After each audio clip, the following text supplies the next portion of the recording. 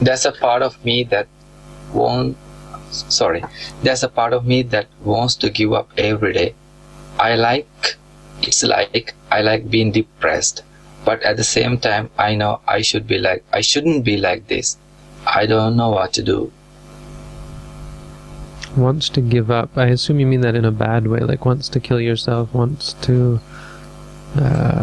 give up trying, and so on. Because actually giving up is a really good thing, you know. I had one student once, and she was really difficult. Boy, I pushed her. I made it really difficult for her. She came to me and she said, I want to kill myself. I said, good. Kill yourself, and then keep practicing. And I said this to her, ended up saying this to her several times. She said, oh, I want to die. Yes, die first, and then continue practicing. Then start again.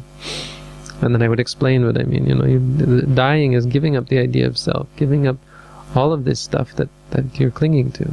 You know, let go. Yeah, letting go is good. There was one monk, he said, well, you know, the Buddha was pretty bummed out before he went forth. So it's not wrong to be depressed. You're depressed about things that are pretty depressing. Generally, depressed about our inability to fit in with people who are interested in what turn out to be quite useless and even harmful things. We're depressed that we can't succeed in a world where success is measured by our ability to defeat other people. We are depressed about the meaninglessness of a life and a world existence which turns out to be quite meaningless. And so giving up is great. Giving up in the same vein as someone would kill themselves is actually, if channeled in the right direction, is a great thing, because killing yourself isn't the answer. Unfortunately, when you die, you're just born again. That's the problem. The mind doesn't go anywhere. They're still clinging. It's not killing yourself. Killing yourself is a great thing, because truly killing yourself is on the mental front. It's the killing of the self. You know, the idea that there is some reality there. The idea that this is who I am, this me who lives in society, is somehow real. Killing yourself doesn't come from destroying the body. That's not killing the self. Killing the self is letting go. When you let go and when you live your life from moment to moment without thinking about the past or the future, without worrying about who you are or who you should be or who you could be, then you will have no suffering.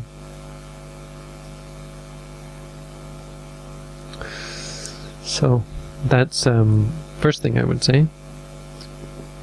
It's like the second part. It's like I like being depressed. This is a danger, because we rather than solve the problem, we content ourselves with wallowing in self-pity, unconsciously reassuring ourselves that we're doing our duty, right? Being depressed is an answer, in a sense. It becomes our answer. It's just, yes, I know things are horrible. That's why I'm depressed, right? As though that were a viable solution to the problem. And that's dangerous. You have no benefit in being depressed, and you have to see that.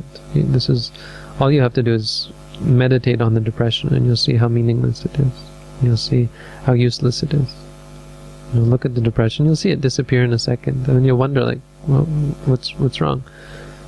We miss a lot about meditation. We don't realize that it's actually working, because you meditate on it and then it disappears, and you think, oh, now what? And you don't get it, that actually it just worked. The depression's gone. Move on. But we cling, and we're comfortable with things, like we become comfortable in our suffering. So that's dangerous. You have to be very clear with yourself, not to stop the depression or even to worry about it or be upset about the depression, but to be honest with yourself about the depression, because being upset about the depression is your way of defending it. It's your way of keeping yourself in it. You can even say, yes, I know I shouldn't be depressed. Yes, I'm such an awful person. It makes you more depressed, and therefore you're less inclined to change. That's the second part. The third part, where you say, at the same time I know it shouldn't be like this. Well, the question is, how should it be then? And once it is that way, how can you keep it that way? Because you can't force things to be in a certain way or another. You have two choices. One, think things should be otherwise than what they are, or two, deal with the way they are. And I don't think there's much doubt about which is the better way.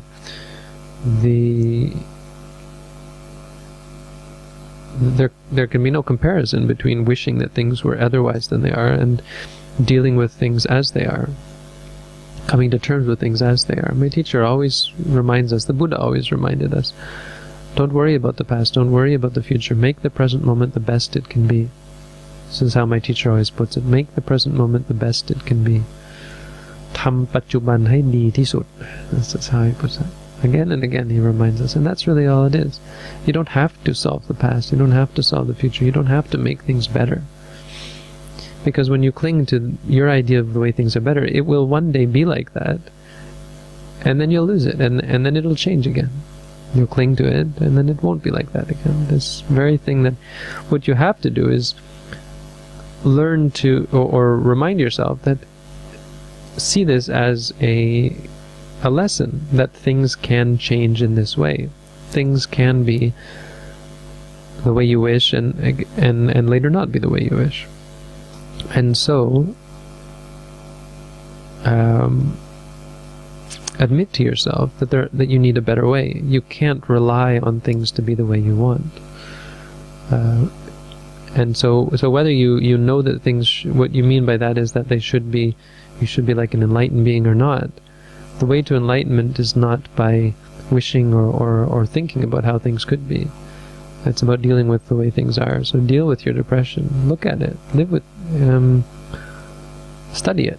Study it like it were a project of yours. That you were depressed on purpose just so you could learn about it. I mean, don't be depressed on purpose, but think of it as just how it should be. Yes, this is important. It's important for me to be depressed so I can learn about depression. I mean, not to the extent that you encourage it, because you shouldn't encourage anything. You should just learn about what is. And once you learn about what is, then you understand about everything. Because what is, and that's all that is.